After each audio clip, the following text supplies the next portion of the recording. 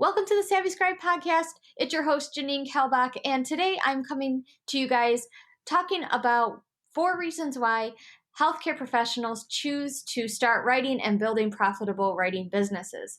I deep dive into why I started it, but a lot of people wonder why the nurse goes into it in the first place. Our clients, we understand why they choose us to write. If you need to catch up on that reasoning, go to episode number 13, Eat the Google Strategy. Every freelancer and client should know, and you also get a free download with that. But that's why our clients want us to write. But here's all the reasons why healthcare professionals are turning to writing. Enjoy the show. Welcome to the Savvy Scribe, a podcast for freelance healthcare and medical writers who want to start or grow their business. Your hosts, Carol Bush and Janine Kalbach, will help you build a profitable health writing business without having to spend years figuring it out on your own. Now, let's join the conversation. Savvy Scribes, thanks for joining me today on this episode. I know you are listening because you are probably contemplating starting your own writing business, maybe curious on how healthcare professionals even do this, or maybe just because the title and it resonates with you on maybe why you started writing and started your profitable writing business. Well, first I'll start with my own story. You guys might have heard my episode with Carol that I'll link in the show notes of basically my little bio, but a real Cliff Note version of that. There's a lot of factors that I'm going to cover today that pretty much all of them played a part in my personal journey. I was a single mom for 4 years and I started dating my husband. And I used nursing as a great career at first to be stable and support my son and I. But as the time went on, I went back to school for my BSN. I became certified in inpatient obstetrics, and I used my career and my certifications to leverage myself in the healthcare space in women's health on my floor and took me to leadership roles. And I also had to pay off school as I went. So after my son was born, my second son in 2012, I felt like motherhood was pulling me to be a little more closer to him, therefore having to be home. After 10 years of working night shift, and I was now a mom to a newborn and a 7-year-old, I had to be home more. Due to the leverage in my healthcare space and my knowledge in OB, I was offered a position in the home care industry, and I was able to take care of patients that were high-risk pregnant women. I loved that job. I loved it. I would still be working there if it wasn't because I got injured. And I was in a horrible neighborhood. But I was working for myself in a sense. I only had to report to a manager if I needed something or had an issue, which I rarely did. I was able to schedule my patients around me, able to do my charting, and it worked out. And I loved my patients. I loved the autonomy. But a family dog who was a brutal, brutal pit bull who I was scared of, who always was behind a fence, wasn't this one day when I went to give my patient her shot, and he bit me and it hurt really bad. And I was scared to death to ever go back to that house. I had to go to urgent care. I was fine. And the patient was apologetic, but it still made me think about, what am I doing here? Maybe this isn't the right thing for me. I have a little baby at home. My husband was not very happy. And my 7-year-old didn't want me going back. He was scared that mommy was going to get bit again. So my Google search began. I got into health writing when I was actually sitting at my grandma's bedside in hospice. I was there and she was, in and out of it. She was on her last 30 days of life, and I just wanted to be near her. And she would be sleeping, and here I was as a busy mom now, a caregiver, and a working nurse. But I started writing, and I'm like, this is so much better. I am enjoying my grandma. I can enjoy my kids. So you might be wondering, why else do nurses go into writing, side gigs, or building healthcare writing businesses on the side of their normal jobs? Why don't you just work your normal job and work overtime? I'm covering why I started this journey back in 2013 and the whys that I've heard throughout the years from my fellow nurses and healthcare providers. We like to bring you guys our tips and tricks with our Savvy Scribe Facebook group called the Savvy Scribe Collective.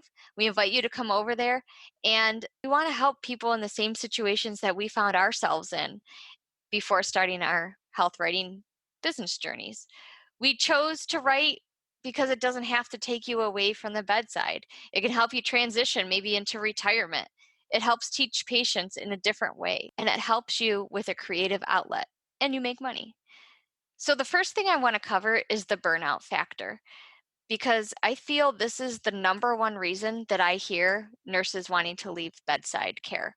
And it's not just, going into writing. Nurses are leaving nursing because of the burnout factor. 85% of nurses feel like they are burnt out by their work, according to a 2017 survey by Kronos. 63% say that they are currently experiencing burnout from their job. 93% of nurses feel mentally or physically tired by the end of their workday. Raise your hand if that's you. Totally me. Totally me. Even, I'm not even at bedside as much as I was, and I'm raising my hand. 90% of nurses say that they've considered leaving the hospital they worked at to find a different job with better work-life balance. 90%. And why? Why do we feel like our 3 days a week is taking us away from our families? Don't you think that would be the most work-life balance? It's not. 27% of those nurses explained that it was because they felt overworked. If burnout is your reason, I invite you guys to check out this website called healthynursehealthynation.org. You can sign up, and it's a really awesome community. I stumbled upon it when I was just doing a little bit of research to bring to you guys, and it's pretty cool. I made a little profile myself.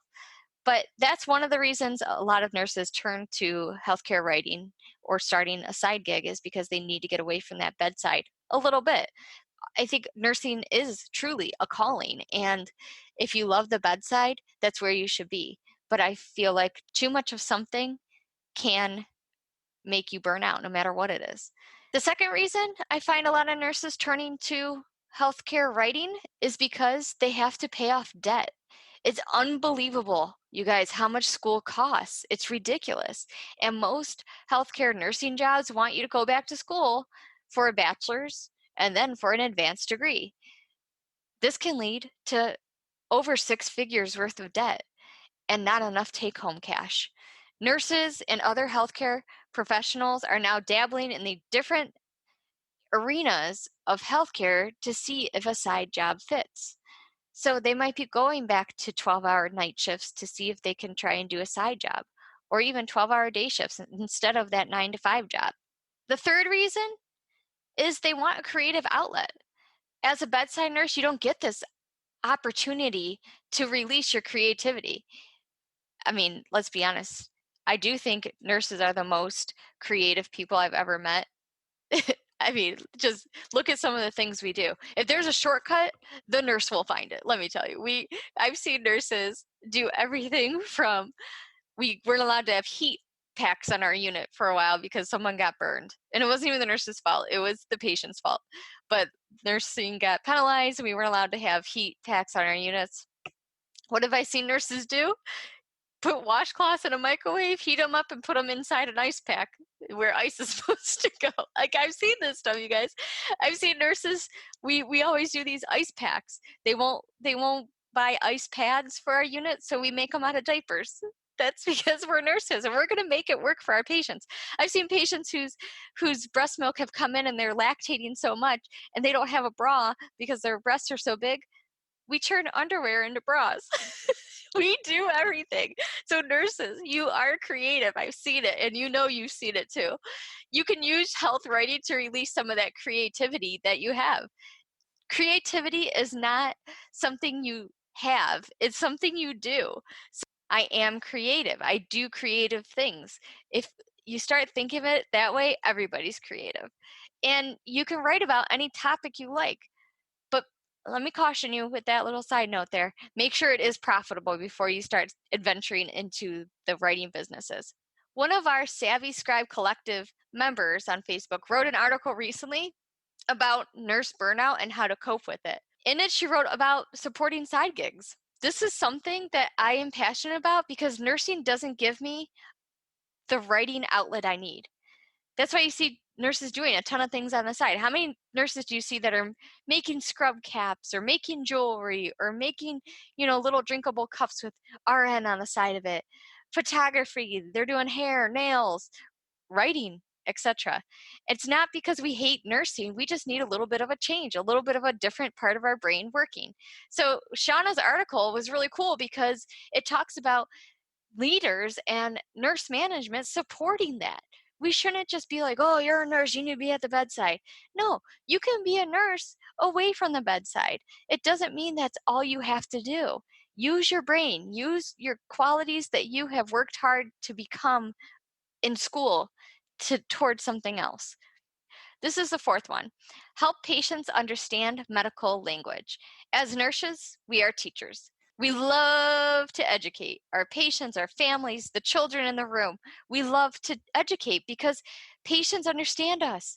We understand patients. We know to talk to our patients like they're our kids or our best friend. We are able to give them the information that is evidence-based and written in health literacy of plain language. That is why healthcare professionals want to start writing businesses. We can't stand the patient who has Googled something and brings it to us. It makes us roll our eyes because we know it's not evidence-based. That is probably the number one reason why I continue to write. If this episode resonated with you in any way, come join our community over on Facebook, Savvy Scribe Collective. And I want to know what brought you to listen to this episode, what resonated with you the most. Thanks for listening. We'll talk to you guys soon, and go get your write on.